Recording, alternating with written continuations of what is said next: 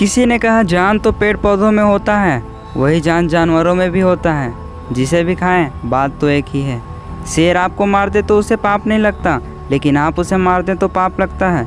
ये कैसा अन्याय आपके साथ हो रहा है? हमारे कर्मों और उसके कष्टदायक फल के परिणाम तथा इससे कैसे बच सकते हैं और शांति जीवन कैसे व्यतीत कर सकते हैं। आप गए डॉक्टर के पास, उन्होंने कहा मांस का सेवन करो, अंडे खाओ, इसमें प्रोटीन होता है, बुद्धि का विकास होगा। क्या आप धर्म और कर्म को भूल गए हैं? आइंस्टाइन कभी मांस नहीं खाए, वे शाकाहारी थे, फिर भी तो उनका दिमाग तेज था और इतने इंटेलिजेंट थे। क्या उन्हें प्रोटीन की ज़रूरत नहीं थी? ज़रूरत तो उन्हें भी थी, बस मन की शक्ति है जो कि सीखने से आती है। सोयाबीन, दूध, मक्खन, साग, सब्जी, दाल जैसे विभिन्न प्रकार के स्वादिष्ट व्यंजन भगवान श्री कृष्ण ने हमारे लिए बनाया है, जो कि सब खाने और पचने योग्य है। फल बढ़ता है, पकता है, फिर गिर जाता है, इसका निश्चित समय है। यह इस बात को दर्शाता है कि इसे खाने के लिए परमेश्वर ने बनाया है, जबकि मांस हमारे शरीर के लिए फ़ायदा कम और नुकसान ज़्यादा करता है। पाचन ठीक से नहीं होता और भी परेशानियों का सामना करना पड़ता है। यह इस बात का संकेत है कि यह हमारे लिए नहीं बनाया गया है। आप कल्पना करिए, असुर इस दुनिया में आ जाते हैं और आपको खाकर अपना पेट भरते हैं। ये सब आपकी माता देख रही है, लेकिन कुछ कर नहीं पा रही। कितना दर्द हो रहा होगा उन्हें। वैसे ही जब कसाई पशु को एक एक करके मारना शुरू करता है तो वह जीव कितना चीखती है, चिल्लाती है, भागने की कोशिश करती है। ये सब उसकी माता देखते रहती है। उसे कितना ज़्यादा दुख होता होगा। असुर ने तो आपको मारा इसलिए जिससे उसका पेट भर सके। इसके पास एक ही मार्ग था, पर हमारे पास तो कई सारे मार्ग हैं। क्यों अधर्म कर रहे हैं? क्यों पाप के भागी बन रहे हैं? हमारे पेट भरने के लिए तो नाना प्रकार की चीज़ें बनाई गई हैं, फिर भी हम जीवों को मारते हैं सिर्फ इंद्रिय तृप्ति के लिए। याद रखिएगा, आप जिस जीव को मार रहे हैं, अगले जन्म में वो जीव किसी न किसी रूप में आपको भी तड़पा तड़पा कर मारेगा, ये निश्चित है। लेकिन उस जीव को पाप नहीं लगेगा और आप मारेंगे तो पाप लगेगा। आप मनुष्य योनि हैं, जबकि जानवर पशु योनि में हैं। हम जाते हैं स्कूल, पहले सिखाते थे ई फॉर एलिफेंट, अब आलस की वजह से छोटा कर दिया गया है ई फॉर एग।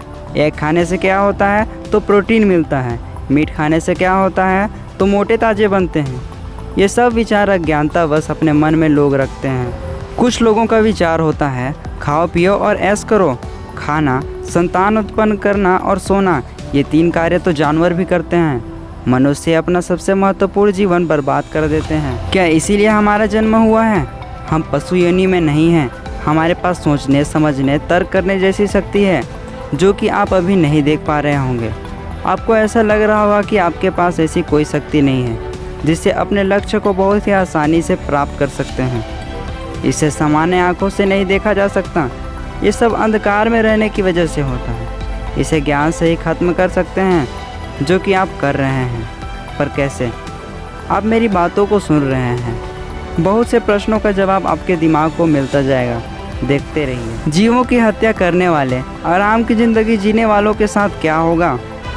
सब कुछ होते हुए भी किसी की हत्या करना, ये ऐसा कर्म है जिसका फल बहुत बुरा होता है। पहले हम कर्म और उसके फल को समझने का प्रयास करते हैं। जैसे आप इस वीडियो को देख रहे हैं, ये आप कर्म कर रहे हैं, इसका फल आपके कर्म के अनुसार मिलेगा।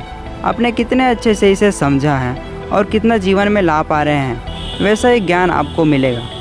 आखिर गलत कर्मों का फल कैसे मिलता है? किसी की मृत्यु होती है, उसने जैसे कर्म किए होंगे उसी के अनुसार स्वर्गलोक या नरकलोक में रहेगा। अच्छे कर्म किए होंगे तो उसके अनुसार स्वर्गलोक में निवास करेगा देवता के रूप में, और जितने भी बुरे कर्म किए होंगे उसके अनुसार नरकलोक में निवास करेंगे। वहाँ कर्मों के अनुसार फल भोगने के बाद आपको 84 लाख योनियों को पार करना होगा, जिसमें आपका जन्म हर जीव के रूप में होगा। उसके बाद आपको मनुष्य का जीवन मिलेगा, जिसे आप भगवान श्री कृष्ण को प्राप्त कर सकेंगे, जो कि जन्म मृत्यु के चक्र से निकलने और शांति जीवन जीने का मार्ग है।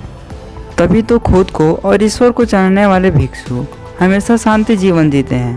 उनका तो कोई ठिकाना ही नहीं होता, ना सोने का, ना भोजन करने का। जो भिक्षा में मिल जाए वही खा लेते हैं। कभी नहीं मिलता तो भी होठों से मुस्कान नहीं जाती। जो लोग ईश्वर को समझने के प्रयास में लगे होते हैं, उनके सुख दुख को परिस्थिति डिसाइड नहीं करती। जैसे अगर उन्हें भोजन नहीं मिलता है तो भी दुखी नहीं होते, क्रोधित नहीं होते, जबकि आम मनुष्य तो क्रोध से लाल हो जाता है। मनुष्य जन्म मृत्यु के माया जाल में फंसकर रह जाते हैं और इस जीवन तथा मृत्यु के बाद वाले जीवन में भी दुखों का सामना करते रहते हैं। माया जाल के इस बंधन से निकलकर शांति जीवन कैसे मिलेगा? इसका उत्तर बहुत सरल है, बस हमें खुद को जानने की देरी होती है। वेदों शास्त्रों की बात छोड़िए, श्री कृष्ण ने अपने मुख से स्वयं भागवत गीता में बताया, दुख भरी जन्म मृत्यु चक्र के बंधन को तोड़ने के लिए आपको भगवान को समझने का प्रयास करना चाहिए, उनकी शरण में जाना होगा। लेकिन उन्हें हम क्यों प्राप्त करें? मनुष्य जीवन श्री कृष्ण को प्राप्त करने के लिए मिला है, जिससे जन्म मृत्यु के चक्र से निकलकर उनके धाम पहुंच सके, जहां न जन्म होता है न मृत्यु। आनंदमय जीवन, शांतिपूर्वक जीवन, सुख, संगीत, सब कुछ। स्वर्गलोक नरकलोक में तो फल मिलता है और वापस इस जीवन में आना पड़ता है, पर एक बार श्री कृष्ण के धाम पहुंचने के बाद कोई कष्ट नहीं। इसलिए हमें उनके शरण में जाना चाहिए। अगर प्रजा के किसी धनुर्धर से गलती से किसी जानवर की मृत्यु हो जाती है तो उसे राजा के शरण में जाना चाहिए, सारी घटना बतानी चाहिए, तभी उसकी गलती माफ़ होगी। अगर वह थोड़ी भी देर करता है तो उसे बंदी बना लिया जाता, उसके बाद वह घटना बताएगा तो उसका दंड माफ़ नहीं होगा।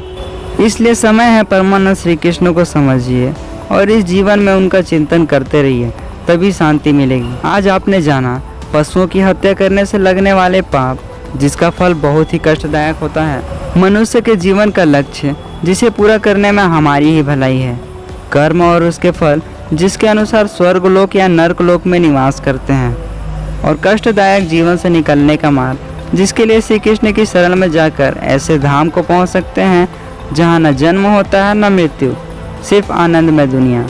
परम परमात्मा श्री कृष्ण कहते हैं, संपूर्ण सृष्टि में सबसे बड़ा दान है कि आप लोगों को वास्तविकता बताएं। यह दान आप भी कर सकते हैं। इस परम सत्य को लोगों को बताइए या फिर वीडियो को शेयर करिए। गहरी सांस लेते हुए जय श्री कृष्ण बोलिए।